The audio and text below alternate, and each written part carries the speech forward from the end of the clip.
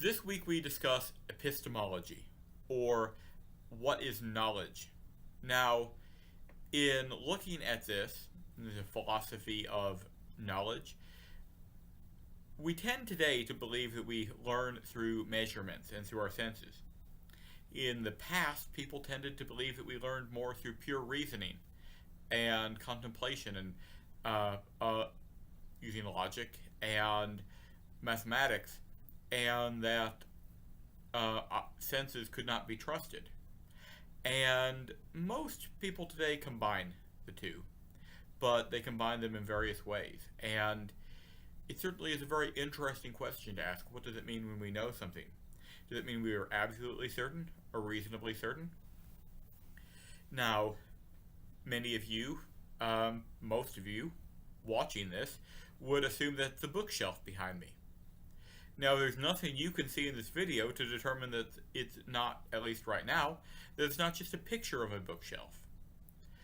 But based on your assumptions of a faculty office, you have probably just assumed it's a bookshelf. And you would actually be correct. It is a bookshelf. These books actually do come out. Point being, based on past experiences, we bring a lot of assumptions. If we see a picture of somebody with a snowy background, we assume it's cold. If we see somebody with a tropical background, we might assume it's hot and humid.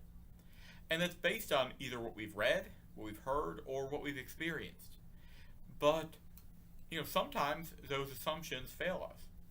Could be a green screen situation, for example, where somebody's actually just in a TV studio, but there's a very realistic background. And so when we say we know things, a lot of the time we are making a reasonable assumption. And how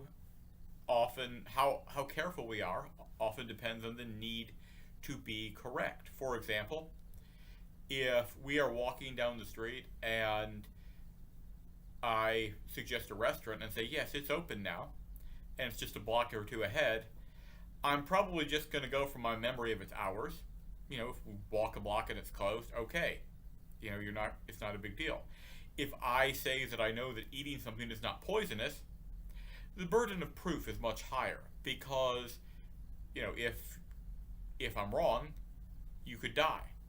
Point being, what we claim to know depends a lot on, and the degree of certainty we require depends on what we're talking about.